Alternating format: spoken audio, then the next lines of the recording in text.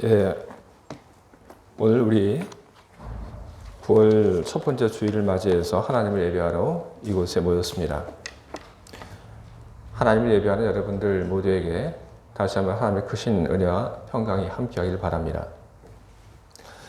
여러분, 집돌이 혹은 집순이라고 하는 이야기 많이 들어보셨죠? 여러분들 스스로 알 겁니다. 내가 집돌이에 속하는지 아니면 내가 집순이에 속하는지 아닌지 여러분 잘 알고 계시죠? 밖에 나가는 거를 참 싫어하는 집돌이 그리고 집순이라고 불리는 그런 사람들은 밖에 나가서 사람들이 많은 곳에 있게 되면 거기 있는 것 자체가 힘이 듭니다. 이거 모르는 분들이 있어요. 그런데 집돌이, 집순이 그분들은 제가 이야기하는 것 잘 알 겁니다. 그냥 사람 많은데 가 있는 것 그 자체가 힘이 빨려요. 그리고 너무너무 힘이 듭니다. 그런데 집에 딱 들어오게 되면 그러면 그때는 너무 편안해요. 근심도 없고 마음이 편안하고 이제 뭐라고 하지 않아도 그냥 그 자체가 홀롱이 됩니다. 그런데 밖에 나가는 걸 좋아하는 그런 성품을 가지고 계신 분들은 집에 있으면 못 견딥니다. 며칠 못 견딥니다. 하루조차도 많이 힘들어 합니다. 우리에게는 자신의 어떤 고유한 어떤 성품이 있죠. 그래서 자기의 그 성품대로 살아갈 때 안정감도 느끼고 그리고 편안함도 느끼게 되는 겁니다. 밖에 나가는 거 좋아하고 그리고 어떤 사람들은 집에 있는 거 좋아하고 우리 성품에 있어서는 이런 약간의 그 차이가 있는데 사랑이라고 하는 바로 이 주제에 대해서 우리들의 본성은 여러분 둘로 나누어지지 않습니다. 사랑이라고 하는 것 그것은 우리 모두의 본성입니다. 죄로 인하여 누군가를 사랑하는 것, 우리 본성이 많이 가려워졌습니다. 그래서 자기 자신을 사랑하고 그리고 나에게 가까운 가족을 사랑하지만 나의 중심에서 멀리 있는 사람일수록 사랑하는 그 일들에 약하다고 하는 것을 볼 수 있습니다. 오늘 우리들이 함께 보고 있는 이 성경의 말씀 속에는 믿음의 형제 그리고 믿음의 자매에 대해서 사랑하라는 그런 명령이 기록되어 있습니다. 이것은 우리의 본성을 되찾으라고 하는 그런 명령인 것입니다.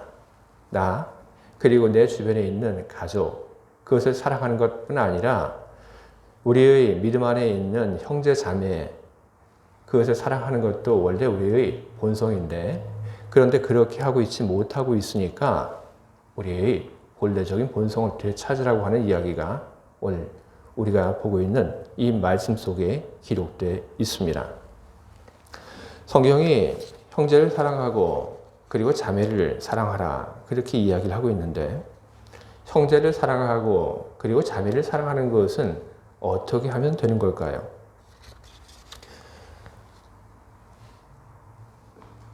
오늘 우리가 읽은 이 요한일서의 이 말씀을 헬라어로 보게 되면 이 사랑이라고 하는 이 말에 아가페라고 하는 그런 단어가 사용이 되고 있습니다.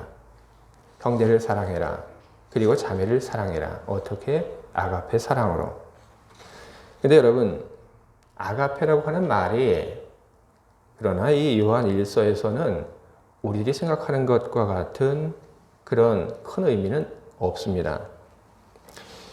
요한일서에서는 아가페라고 하는 그 말을 쓸 때 우리들이 알고 있는 그런 거룩한 사랑이라고 하는 말을 염두에 두고 사용을 하고 있지 않습니다. 그 증거가 요한일서 2장 15절입니다. 요한일서 2장 15절 이렇게 기록되어 있습니다. 이 세상이나 세상에 있는 것들을 사랑치 말라. 누구든지 세상을 사랑하면 아버지의 사랑이 그 속에 있지 아니하니. 그런데 이 말씀 속에 세상을 사랑하면 할 때 이 사랑이라고 하는 말, 어떤 헬라어가 사용이 되었는가 하면 바로 아가페라고 하는 그 말이 사용이 되고 있습니다. 세상을 사랑하는 것에 대해서 아가페라고 하는 말이 사용이 되었다. 이런 용례는 사실 이상한 것이 아닙니다. 예수님 시대를 전후로 약 200~300년 동안에 사랑이라고 하는 여러 말, 아가페, 에로스, 그리고 필레오, 이런 말들이 철학자들 혹은 어떤 전문가들 그 사이에서나 이런 말들이 정확하게 구별되어서 사용이 되었지, 일반 사람들에게 있어서 사랑이라고 하는 말들은 크게 구별되어 사용되지 않았습니다. 그래서 오늘 요한 1서에서 이야기하고 있는 이 아가페, 우리는 이 아가페라고 하는 이 단어에 너무 우리는 매여 있을 필요가 없는 것입니다. 그러면 요한 1서에서 이야기하고 있는 사랑, 형제에 대한 사랑, 자매에 대한 사랑, 그 사랑이라고 하는 것은 어떤 모습일까요? 아가페라고 하는 말에 얽매이지 말고 본문이 이야기하고 있는 형제에 대한 그리고 자매에 대한 사랑, 그 사랑이라고 하는 것이 어떤 모습인지 질문을 하게 될 때 우리는 이런 답을 얻습니다. 오늘 우리가 보고 있는 이 성경 속에서 말하고 있는 사랑, 그것은 우리말로 이야기하면 정과 같은 것이다 하는 답을 우리는 얻을 수 있는 것입니다. 여러분, 정이라고 하는 것은 뭘까요? 사전적인 정의를 찾아보면 정은 사랑의 마음입니다.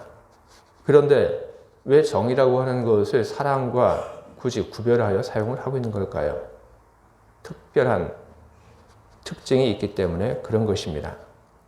정이라고 하는 것은 어떤 사랑의 마음이냐 하면 오랜 동안에 지나가면서 생기는 사랑의 마음, 그것을 가리켜서 정이라고 그렇게 정의를 하고 있습니다. 고려대학교에서 심리학을 가리키는 한성렬이라고 하는 분이 있는데 그분이 정에 대해서 이런 이야기를 합니다.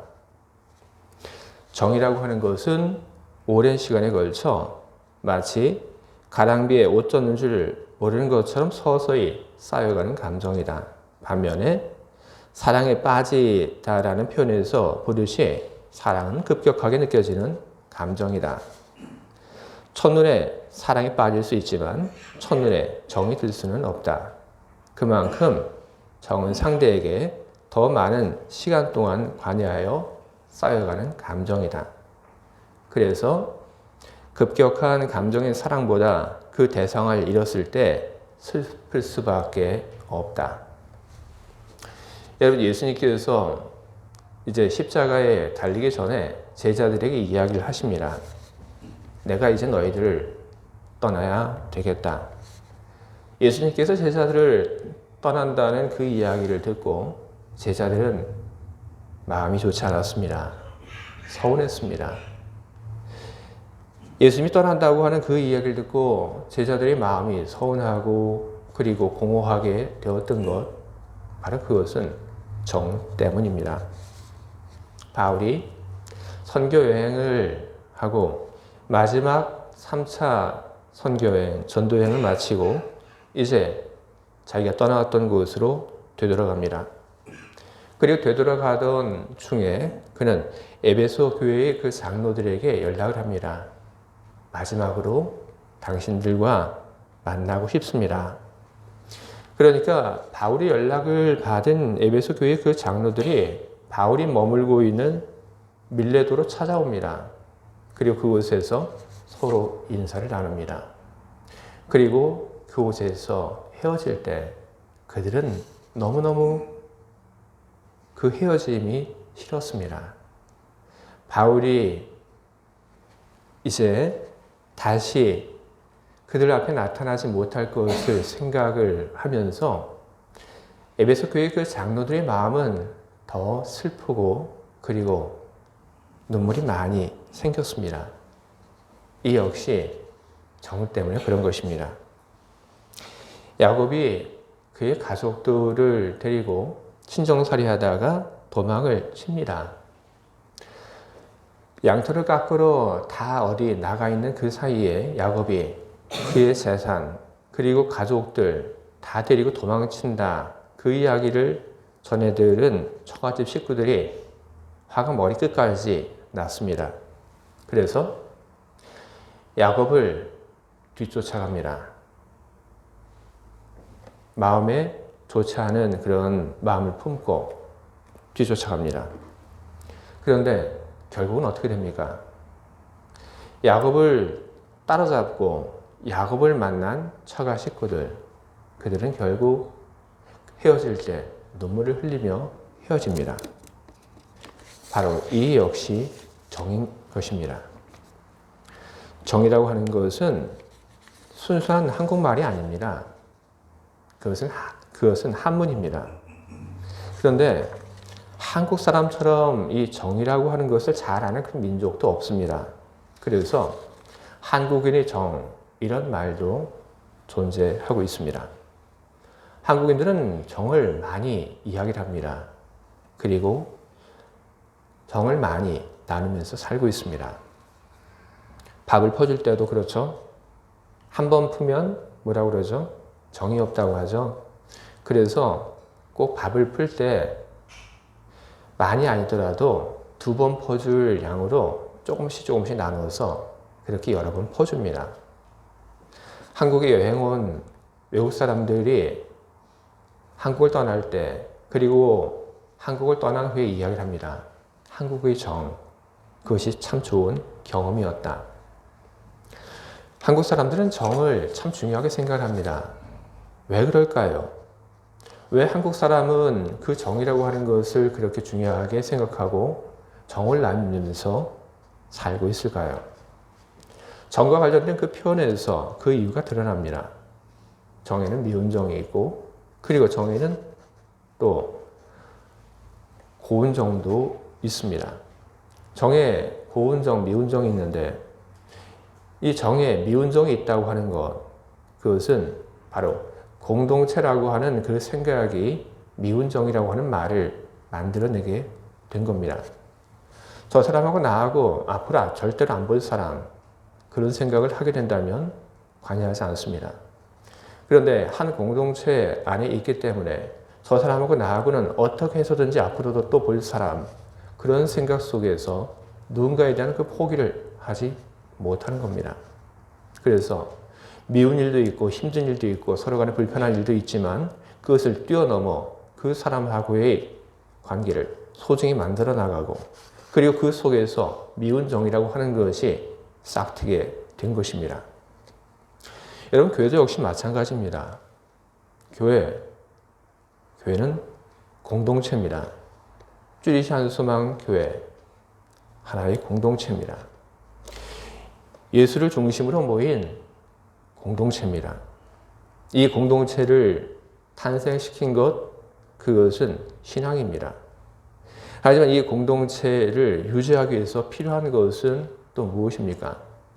그것은 신앙에 더해서 형제, 자매의 사랑입니다. 교회 안에 사랑이라고 하는 것이 없다고 한다면 그러면 그 공동체는 존재하지 못합니다. 교회 공동체는 사랑이 없으면 와해되고 마는 것입니다. 바로 그렇기 때문에 요한 1서는 공동체라고 하는 그 마음과 의식을 갖게 하기 위하여 그리고 그 공동체가 와해되지 않도록 하기 위하여 요한 1서는 사랑을 이야기를 하고 있는 것입니다. 형제의 사랑, 자매의 사랑, 한 교회 안에서 사랑이 필요하다, 중요하다, 그 이야기를 요한 1서는 하고 있는 것입니다. 그리고 그렇게 살 때 사랑하는 사람들에게, 그 공동체에게 얼마나 좋은 일들이 일어나는지 또한 이야기를 하고 있습니다.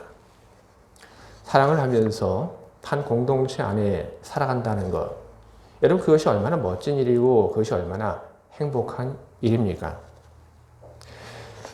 한 공동체 안에 서로에 대해서 사랑하고 그리고 정을 나누고 그렇게 살아갈 때 서로로 말미암아 우리는 기쁘고 행복합니다. 그런데 그것이 전부가 아닙니다. 또 다른 어떤 일들이 일어날 것이라고 성경은 우리들에게 이야기를 하고 있습니다. 어떤 일들이 일어나는가? 4장 12절 보면 이런 말씀이 기록되어 있습니다. 어느 때는 하나님을 본 사람이 없을 때 만일 우리가 서로 사랑하면 하나님이 우리 안에 거하시고 그의 사랑이 우리 안에 온전히 이루어지느니라. 성경은 우리들에게 두 가지 약속을 하고 있습니다. 하나는 하나님이 우리 안에 거하신다는 겁니다. 그리고 또 하나는 그의 사랑이 우리 안에 온전히 이루어진다는 것입니다. 하나님이 우리 안에 거하신다. 이 말은 상당히 함축적인 그런 말입니다. 주님과의 사귐을 이야기하고 그리고 주님과의 그 거리를 이야기를 하는 말입니다. 그리고 그의 사랑이 우리 안에 온전히 이루어진다고 하는 것은 교회 공동체 안에 모두를 올바른 인간으로 그리고 교회 공동체 안에 있는 그 모든 사람들을 하나님께서 잘 살게 만들어 주실 것이라고 하는 그런 이야기를 하고 있는 것입니다. 이것은 부모님이 자녀에 대해서 갖는 그 사랑의 그 목적을 생각을 해보면 우리는 알 수 있는 일들인 것입니다. 남자 여자가 만나서 결혼합니다. 결혼이라고 하는 것이 그 사랑의 목적은 아니죠. 더 생각을 해본다면 남자 여자가 만나서 결혼하는 것, 그것은 잘 살기 위하여 결혼을 하는 것입니다. 부모의 사랑이 역시 바로 그런 것입니다. 자녀를 돌보고 이런 이야기하고 이렇게 살아라 저렇게 살아라 이야기하는 것, 그것은 자녀를 올바른 사람으로 만들고 그리고 그 자녀가 잘 살게 하기 위해서 그런 이야기를 하는 것입니다. 바로 그렇게 될 때 부모의 그 사랑은 완성이 되는 것입니다. 하나님의 사랑 역시 다르지 않습니다. 이 교회 공동체 안에 있는 모두를 올바른 하나님의 사람으로 세워 나가게 될 때, 그리고 이 공동체 안에 있는 모두가 하나님으로 말미암아 잘 살게 될 때, 그때 하나님의 사랑은 우리 안에서 온전하게 이루어지게 되는 것입니다. 정, 사랑. 그것은 우리에게 너무나도 좋은 것입니다.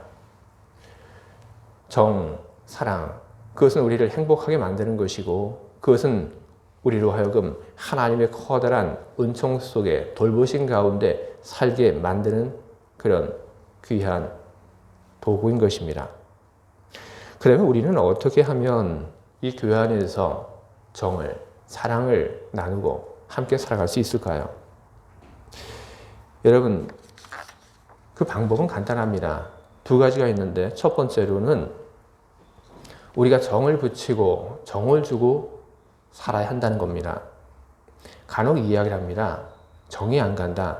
저 사람에게는 정이 안 생긴다. 그런데 여러분, 무언가를 나눠주지 않을 때, 주지 않을 때 그때 정이라고 하는 것은 생기지 않습니다. 여러분이 다른 사람들에게 정을 나눠주시길 바랍니다. 여러분이 다른 사람들에게 여러분의 그 정을, 여러분의 마음을 붙이시기를 바랍니다. 성경은 이야기를 합니다.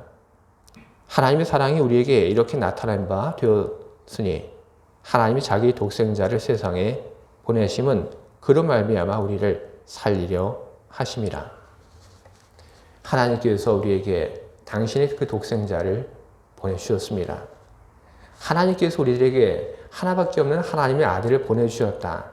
바로 이 사실로 말미암아 우리는 하나님에 대해서 어떤 특별한 마음을 갖게 되는 것입니다.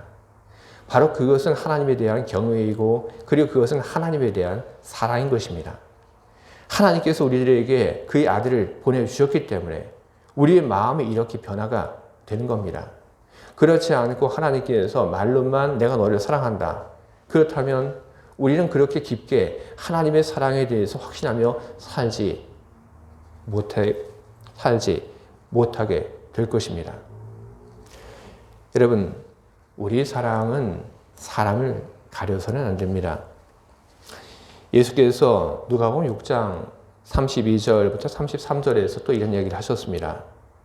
너희가 만일 너희를 사랑하는 자만을 사랑하면 칭찬받을 것이 무엇이냐? 죄인들도 사랑하는 자는 사랑하느니라. 너희가 만일 선대하는 자만을 선대하면 칭찬받을 것이 무엇이냐? 죄인들도 이렇게 하느니라. 여러분, 우리 한국의 속담 속에 미운 놈, 떡 하나 더 준다는 그런 속담이 있습니다. 어떤 뜻일까요? 저는 미운 놈 떡 하나 더 준다는 이 속담이 어떤 뜻인지 설교를 준비하면서 좀 찾아봤습니다. 그랬더니 이 속담 속에는 나쁜 그런 뜻이 담겨져 있지 않습니다.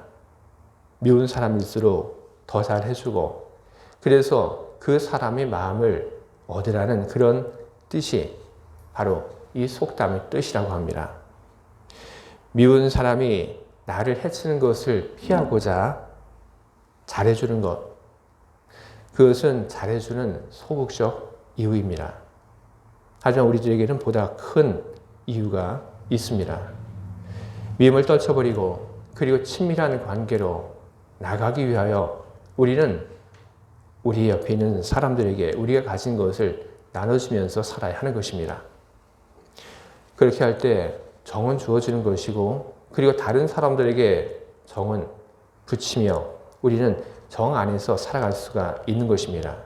또 하나, 우리는 정을 줄 것뿐 아니라 우리는 정이 떨어지지 않도록 그렇게 행동을 해야 합니다. 정 떨어진다는 이야기가 있습니다. 정이 떨어지는 그 시간은 여러분 오래 걸리지 않습니다. 정이 붙는 것, 그리고 정을 주는 것, 그것은 참 오랜 시간이 필요하지만 정이 떨어지는 것은 한순간입니다. 성경을 보게 되면 야곱이 형에게 팥죽을 가지고 형을 속인 이야기가 기록되어 있습니다. 오랜 시간 한 집에서 살았던 형제입니다. 하지만 팥죽 한 그릇으로 형을 속이게 될 때 그 일 하나로 말미암아 형이 동생에게 가졌던 그 정이, 사랑이 한순간 다 떨어져 버리고 말았습니다. 요셉이 꿈을 꾸고 나서 그 형들에게 꿈 이야기를 합니다. 내가 이런 꿈을 꿨어요. 그 꿈을 들은 그 형들이 어떤 반응을 보입니까? 우리말로 이야기를 하면 형들은 야곱의 그 꿈 이야기를 듣고 정이 다 떨어져 버렸습니다. 우리가 어디 가서 나 자신밖에 알지 못하고 다른 사람을 고려하지 않으면서 살아간다면 다른 사람들이 나에 대해서 정이 다 떨어질 겁니다. 성경이 이야기합니다. 사랑하는 자들아, 우리가 서로 사랑하자. 성경은 우리들에게 서로에 대한 의무를 이야기하고 있습니다. 너가 사랑을 받는다고? 그래. 너도 다른 사람을 사랑하라. 사랑이라고 하는 것, 하나님께서 주신 이 명령은 상호 명령인 것입니다. 여러분, 정 떨어지게끔 여러분 행동하지 마시기 바랍니다. 자기 자신만의 욕심을 앞세우고 그리고 이기적인 그런 모습으로 살면서 다른 사람들에게 정 떨어지게끔 여러분 살지 말기를 바랍니다. 우리들이 누군가를 사랑하고 그리고 누군가에게 무언가를 주고 정을 붙이고 그리고 정 떨어지지 않도록 우리 삶을 돌보며 살아가게 될 때, 그때 우리 교회 공동체 안에는 사랑이 그리고 정이라고 하는 것이 자리를 잡게 될 것입니다. 정을 주고 그리고 사랑하면서 살아가는 것, 여러분 그것은 우리의 본성을 되찾는 일입니다. 어떤 그릇에 먼지가 많이 끼어 있다고 한다면 그러면 우리는 그 그릇에 끼인 그 먼지를 닦아냅니다. 그러면 그 먼지 뒤에 숨겨진 본래의 모양이, 광택이 나타나게 되는 것입니다. 우리가 사랑하기 위해서 노력하며 살아가는 것, 그것은 죄라고 하는 것이 덮은 우리의 그 본성을 되찾기 위한 수고인 것입니다. 사람은 자기 본성대로 살아야 하는 것입니다. 자기 본성대로 살아갈 때 사람은 행복할 수 있는 것입니다. 여러분의 본성, 그것은 바로 사랑입니다. 여러분 안에는 사랑이 자리를 잡고 있습니다. 그것이 바로 하나님께서 여러분에게 주신 여러분의 본래의 모습, 본래의 본성인 것입니다. 믿음 생활이라고 하는 것은 단지 알아가는 것이 아니라 그것은 실천에 가는 것입니다. 만약 믿음이라고 하는 것, 믿음 생활이라고 하는 것이 알아가는 것이라고 한다면 성서 속에 있는 서기관 그리고 바리새인 그 사람들이 예수님 시대에 가장 좋은 신앙인들이었을 것입니다. 하지만 실제는 그렇지 않았습니다. 실천하지 못하는 지식, 바로 그 지식이 가득한 사람, 그 사람은 아무런 소용이 없었습니다. 다 알지는 못하더라도 하나님 주신 그 말씀을 붙잡고 그것을 실천해 나가는 사람, 바로 그 사람이 하나님이 기뻐하시는 신앙인인 것입니다. 성경은 이야기합니다. 행함이 없는 믿음은 죽은 믿음이다. 여러분, 여러분이 있는 이 자리에서, 교회 안에서, 그리고 여러분 가정 안에서, 여러분 직장 안에서 여러분이 그 사랑을 여러분 실천해 나가시길 바랍니다. 사랑하라. 그리고 정을 주라. 그것은 고행의 길이 아닙니다. 그것은 행복할 수 있는 길을 하나님께서 우리들에게 알려주신 것입니다. 사랑이라고 하는 것이 무엇인지 알지 못하는 사람, 누군가에게 무엇을 주는 그 사랑을 한 번도 해보지 못한 사람, 그 사람이 어떻게 하나님의 사랑을 알 수 있으며 그 사람이 어떻게 하나님에 대해서 이해한다고 할 수 있겠습니까? 그러니 여러분이 오늘 바로 이 순간 결단하시고 그리고 사랑하시기 바랍니다. 그리고 우리들이 사랑을 해야 하는 또 한 가지 이유, 그것은 주님의 교회를 견고하게 하기 위한 것입니다. 교회 안에 사랑이 가득하다고 한다면 교회는 다른 데 힘을 빼지 않습니다. 교회 안에 사랑이 가득하고 그러므로 교회가 견고하게 된다고 한다면 교회는 교회 안에 있는 그 문제들에 집중하지 않고 교회는 교회 밖의 일들, 하나님이 주신 그 복음을 가지고 그 복음을 전하는 일에 집중을 할 수가 있게 되는 것입니다. 그러니 주의 사랑하는 교회 여러분 자신들을 위하여 그리고 교회를 위하여 그리고 하나님의 나라와 하나님의 복음을 위하여 사랑하는 일을 많이 하시길 바랍니다. 사랑하는 중에 주님이 우리 가운데 거하시며 주님의 사랑이 우리 안에 온전히 이루어지기를 간절히 소망합니다. 아멘. 함께 기도하겠습니다.